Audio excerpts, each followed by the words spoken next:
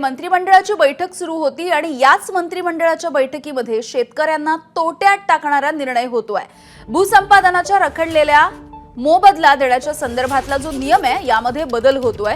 भूसंपादनाच्या मोबदल्यावरील व्याजाची रक्कम सरकारने आता कमी केली आहे। शेतकऱ्यांना आता 15% ऐवजी 9%नेच व्याजदराचा मोबदला मिळणार आहे। भूसंपादन केलेल्या अनेक शेतकऱ्यांना आता याचा फटका बसू शकतो। राजू सोनवणे आमचे प्रतिनिधी माहिती देतात। राजू, हा किती मोठा फटका बसू शकतो शेतकऱ्यांना?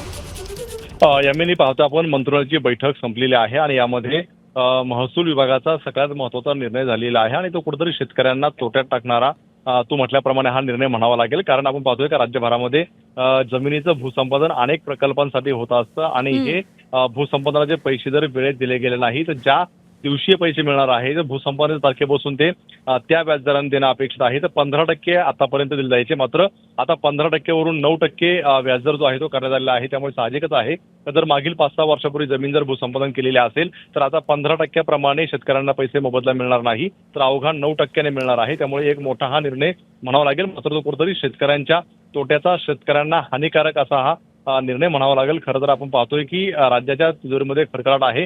अनेक माध्यमातून जे आहे ते आपण पाहतोय महसूल गोळा करण्याचं काम सुरू आहे, खर्चावरती कट लावलेला आहे आणि त्याचाच हा एक प्रयत्न आहे का अशी सुद्धा चर्चा सुरू आहे। कारण 15% प्रमाणे मोठी रक्कम जी आहे ती शेतकऱ्यांना द्यावी लागत होती, मात्र आता 9% जे आहे ती कमी रक्कम जी आहे ती शेतकऱ्यांना द्यावा लागणार आहे। अनेक प्रकल्प आहेत, रस्ते असतील, धरण असेल किंवा मोठमोठे प्रोजेक्ट असतील तर ती भूसंपादनाचा हा शेतकऱ्यांना तोटा होणार आहे।